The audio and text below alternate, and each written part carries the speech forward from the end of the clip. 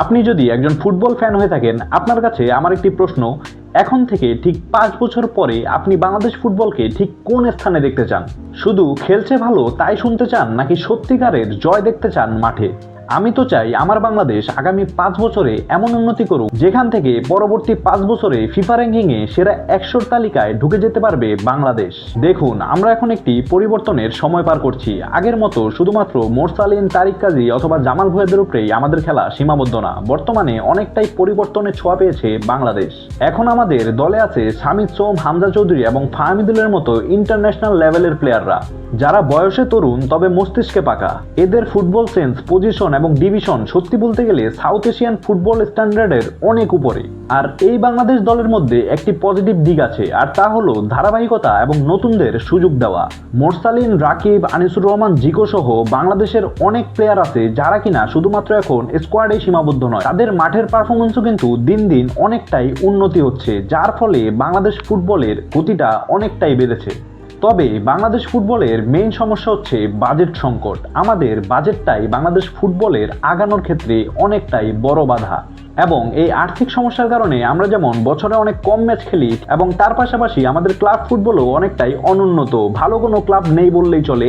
একমাত্র বসুন্ধরাই আছে যাদেরকে আমরা ইন্টারন্যাশনাল লেভেলে কোথাও না কোথাও কিছুটা খুঁজে পাই।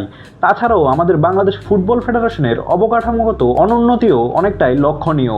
বাংলাদেশ ফুটবলের অবকাঠামো কিন্তু অনেকটাই অনুন্নত বলাই যায়। তবে আমার মতে বর্তমান প্রেক্ষাপটে বাংলাদেশ ফুটবল আবারও যেভাবে নবজাগরণ হয়েছে এবং ফুটবল প্রেমীদের মাঝে যে উত্তেজনা বিরাজ করছে, এই সমস্যা কিছুই না। আমার মতে বাফুফে যদি তাদের সমস্যাগুলোর কথা শুধুমাত্র বাংলাদেশ ফুটবল প্রেমীদের কাছেই তুলে ধরে, আমার বিশ্বাস বাংলাদেশ ফুটবল প্রেমীরা নিজের পকেট থেকে টাকা খরচ করতেও দুবার ভাববে না।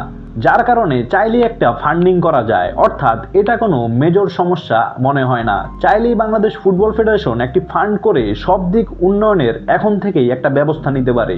আমার ব্যক্তিগতভাবে বিশ্বাস বাফুফে যদি এখন চায় একটি স্ট্রং ফুটবল রেগুলেশন তৈরি করা, এটি খুব অসম্ভব কিছু না। দেশ জুড়ে ফুটবলের উন্নয়ন, এই যেমন ঘরোয়া টুর্নামেন্ট বৃদ্ধি করা, প্র্যাকটিস ম্যাচ বৃদ্ধি করা এবং ক্লাবগুলোর উন্নয়নে অর্থ ব্যয় করা, এগুলোই হতে পারে সেই বীজ, যে বীজ আগামী 5 বছর পরে বাংলাদেশকে একটি ভালো ফলাফল এনে দিতে পারে। এবং এর পাশাপাশি আরেকটি গুরুত্বপূর্ণ কাজ হচ্ছে মিডিয়া কভারেজ। বাংলাদেশের ফুটবল হাইপ বর্তমানে যে পজিশনে আছে, এই পজিশন যদি ধরে রাখতে হয়, অবশ্যই আমাদের মিডিয়াকে তার জন্য সাহায্য করতে হবে। শুধুমাত্র ইন্টারন্যাশনাল না, ক্লাব ফুটবলকেও মিডিয়ার ভালো করে হাইলাইট করতে হবে। এতে ক্লাবগুলা কিছু অর্থ উপার্জন করতে পারবে এবং তার পাশাপাশি ক্লাবগুলা নিজেদেরকে উন্নত করার জন্য সকল প্রচেষ্টাই করবে, যদি সেই পরিমাণ হাইপ তারা পায়। অর্থাৎ ক্লাব ফুটবলে দর্শক ফেরাতে হলে অবশ্যই একটা হাইপ তৈরি করতে হবে, এবং এই হাইপটা তৈরি করতে হলে মিডিয়া কভারেজের গুরুত্ব অত্যন্ত বেশি। এই যেমন আমাদের ঘরোয়া বিপিএল হয়, এর নামটাও চেঞ্জ করতে হবে। বিপিএল যেমন ক্রিকেটে রয়েছে, আমরা যদি ফুটবলে একই নাম ইউজ করি, অনেকটাই সিমিলার। যদিও শুনছি এই জিনিসটা চেঞ্জ করার জন্য কাজ হচ্ছে। এই কারণে আমি বলতে চাই, মিডিয়া যদি বাংলাদেশ ক্রিকেটের মতো ফুটবলেরও খুঁটিনাটি সব বিষয় নিয়ে এখন থেকেই কিছুটা হাইলাইট করার চেষ্টা করে, সেই ক্ষেত্রে বাংলাদেশ ফুটবল কাঠামোটা আরও বেশি শক্তিশালী হবে। তবে অবশ্যই পজিটিভলি হাইলাইট করতে হবে, নেগেটিভিটি ছড়ানো যাবে না। এর মাধ্যমে যেমন ক্লাব থেকে ভালো ভালো প্লেয়ার আমরা খুঁজে পাবো, তার পাশাপাশি ক্লাব ফুটবলের প্রতি কিন্তু মানুষের আগ্রহ বাড়বে। তো গাইজ, বাংলাদেশ ফুটবলের এই নবজাগরণের সাথে আমরা সবাই আছি, থাকবো। তবে আমি চাই না আগামী 5 বছর পরেও আমার নিজেকে এই বলে সান্ত্বনা দিতে হবে যে হারলেও বাংলাদেশ, জিতলেও বাংলাদেশ। ক্রিকেটের এই পচা ডায়লগটা যেন আমরা ফুটবলের ক্ষেত্রে বেশি দিন ইউজ না করতে হয়।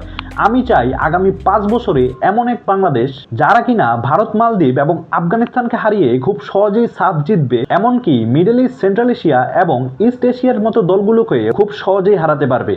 আগামী 5 বছর যদি সঠিকভাবে কাজ করতে পারে বাংলাদেশ ফুটবল ফেডারেশন, আমার বিশ্বাস এই সামিদ সোম, হামজা চৌধুরী এবং ফাহমিদুলরা সহ বাকি যারা আছে, জামাল ভুঁইয়া, তারিক কাজী সহ আমাদের মোরসালিন, আরও যে সকল প্লেয়াররা আছে, তারা পারবে বাংলাদেশকে আগামী 5 বছরে এমন এক পজিশন নিয়ে যেতে যেখান থেকে 2030 সালের মধ্যে বাংলাদেশ একটা স্ট্রং ফুটবল টিমে কনভার্ট করা অবশ্যই পসিবল। শুধু প্রয়োজন সদ ইচ্ছা এবং দলের মধ্যে যেন কোনো গ্রুপিং না হয়, সেই চেষ্টাটা করা। তো গাইস, আপনি কি তৈরি বাংলাদেশের এই ফুটবল বিপ্লবের অংশ হতে? নিশ্চয়ই জানাবেন কমেন্ট বক্সে।